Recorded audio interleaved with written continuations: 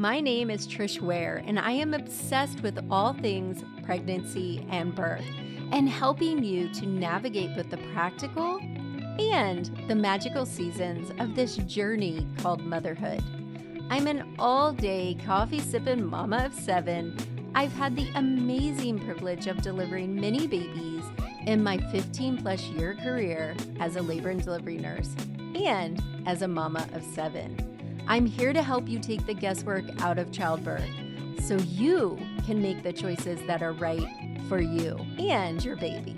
Quick note, this podcast is for educational purposes only and does not replace your medical advice.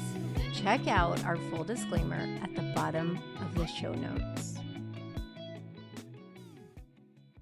Hey mama, welcome back to the podcast. If this is your first time tuning in, I'm so glad that you're here.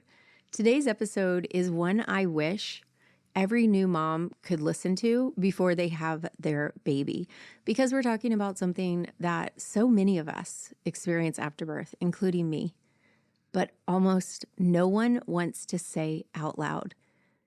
Postpartum depression and intrusive thoughts, and the scary ones, the ones that make you question who you are. The ones that whisper in your head, what if I drop the baby? Or what if something terrible happens? And worst of all, what kind of mother thinks like this? If that's you, you're not broken, you're not dangerous, and you're absolutely not a bad mom. Intrusive thoughts are unwanted, distressing, repetitive thoughts that just keep coming into your brain, and you're like, where the hell are they coming from? They pop into your mind out of nowhere, especially during times of stress, like after having a baby and you're exhausted, you haven't slept, your nipples are hurting, you're wearing a diaper, and everything's different, whether it's your first baby or your 5th. Intrusive thoughts can come, and they can be very distressing.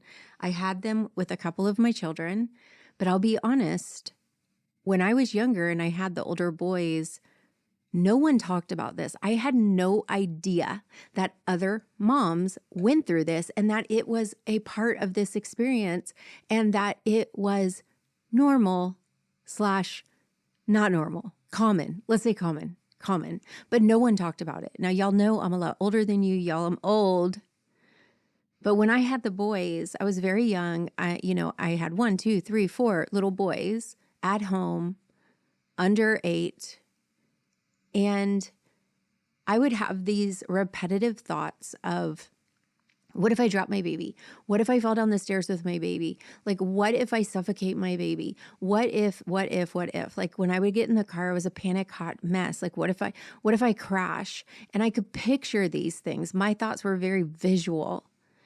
And that's what intrusive thoughts are. They often sound like, what if I fall down the stairs with the baby? What if I throw the baby out the window? What if I smother the baby in my sleep? What if I lose control and I hurt someone?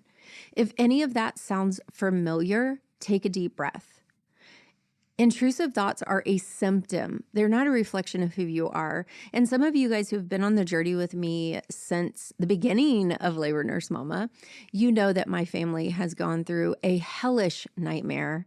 And during that experience, which, it's very, very private. If you're inside my community called Mama Society, or you come and you hang out with me on pregnancy happy hours, you may know some of the story. It's really horrible. But during that, as a mom, because my children were suffering as well, if not more, I had a lot of intrusive thoughts. And it was a symptom of the raw, deep pain that I was feeling. When you become a new mom, research shows that over 90% of new moms experience some form of intrusive thinking postpartum. For many, it's tied to postpartum anxiety or postpartum OCD. And a lot of people do not talk about that. They don't talk about the anxiety or the OCD or the postpartum anger. And it's the way of trying to protect your baby by scanning for danger. But the way that they come in, they feel like you are the danger. But it's your mama brain on high alert because you were built to protect this baby. And in nature, for us mammals, that means keeping them alive. So when you're walking downstairs, you're scanning and you're like, what is the big danger? The big danger is, what if I fall down the stairs with the baby? What if I drop the baby down the stairs? If you're standing looking out a window, what if I drop the baby out the window? What if the baby falls out the window? It's not because you're picturing doing it. Your brain is scanning for danger in case it happens, and it's pre-protecting you. But without support, that hypervigilance can spiral into fear, into feelings of shame, like what the hell is wrong with me? And most often it leads to silence. So it's important to distinguish between intrusive thoughts and postpartum depression, even though they can overlap, and hold hands. They can be friends, okay? They can come together. Postpartum depression often includes sadness, loss of interest in things you love, feeling numb, crying a lot, and sometimes even trouble bonding with your baby. Postpartum anxiety or OCD can present as constant worry, panic, scary, repetitive thoughts, having to do things certain ways and certain numbers and not being settled until they're done the right way. So here's the key difference that most moms don't realize. The thoughts are ego dystonic, which means they go against your values. They scare you because they are absolutely opposite of what you want. And that's why you feel so awful. And that's also why they're a red flag for support, not a sign of danger, not like you're a nutcase. And if I tell someone about this, they're going to take my baby. That is not going to happen. So let me say this with all the love and power I have. Having scary thoughts does not make you a bad mom. It means you're human. It means your brain is overwhelmed. And it means it's time to get help because you deserve peace.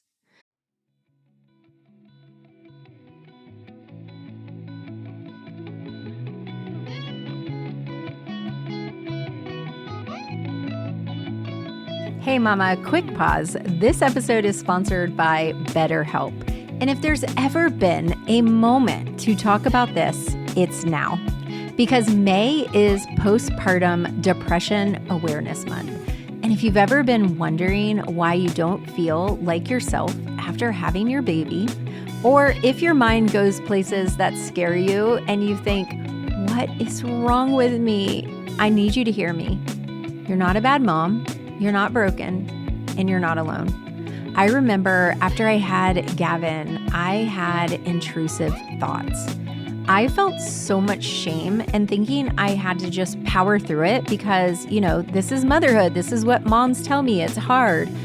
But it wasn't. And I wish someone had told me sooner that what I was going through had a name, that it was real, and that there was actually help available. That's why I'm so passionate about BetterHelp.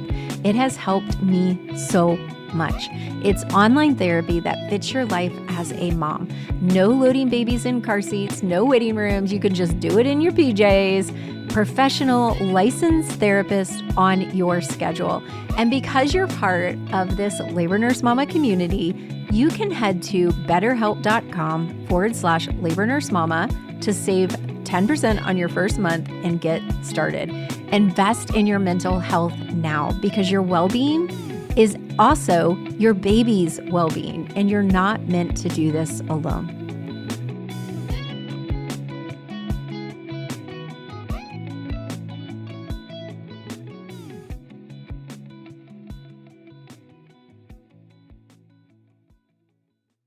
So here's some things that you can do.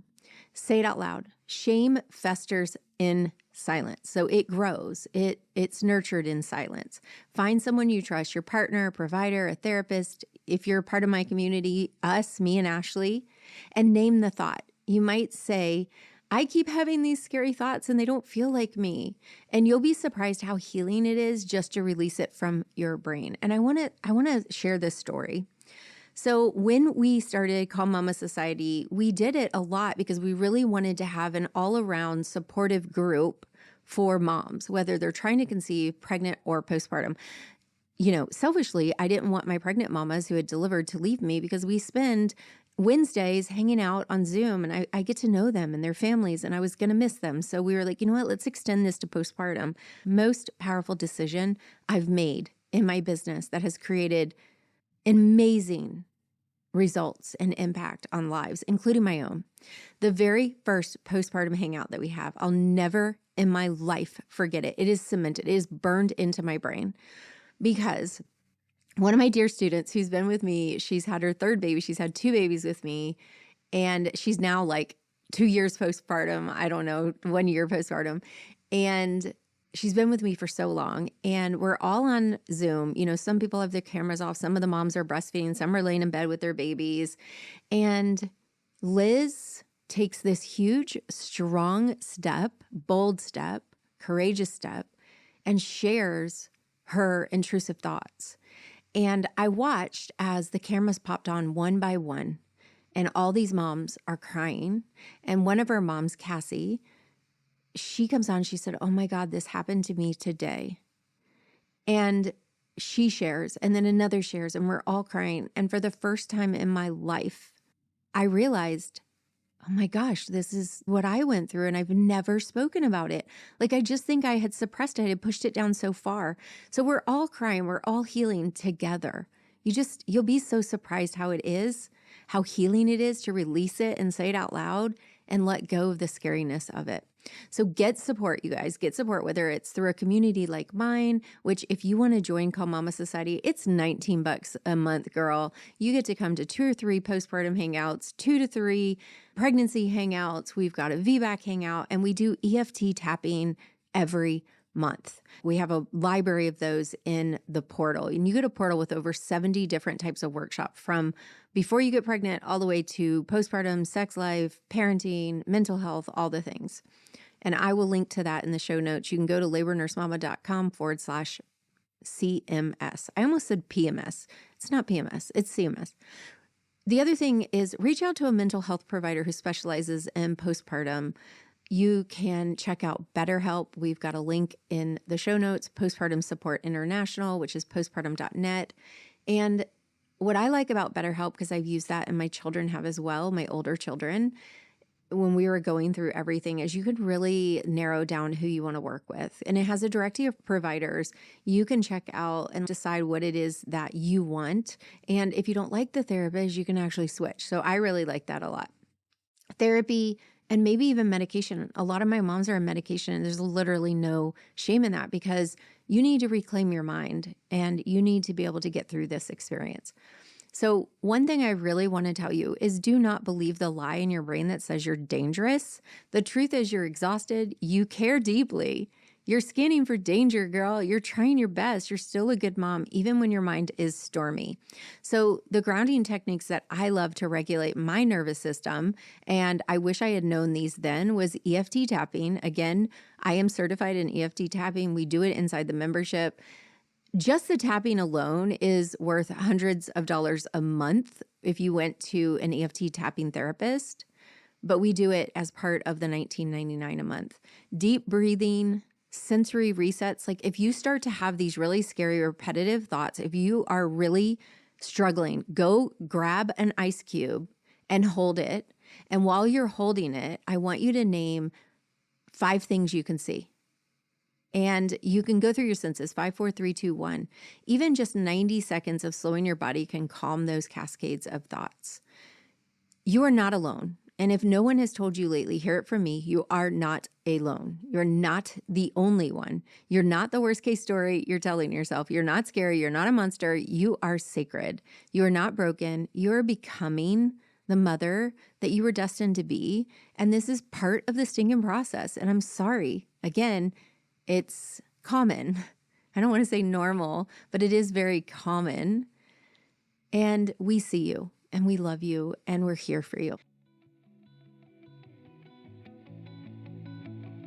If this episode spoke to you, I'd love for you to share it with a mama friend who needs to hear that she's not alone. So if you have a friend who's just had a baby, send her a link to this podcast because she may be going through it and she's just not talking to anyone. And if you're walking through this right now, please don't go through it in silence. You can DM me on Instagram and you can join Calm Mama Society, but get help, connect with trained professionals. You're doing better than you think. You are loved, you are safe, you are enough. And until next time that we chat together, this is your gentle reminder, you're not a bad mom. You're a mom who needs support And that is powerful. Asking for support is so powerful. It is not weak. Just remember that, please.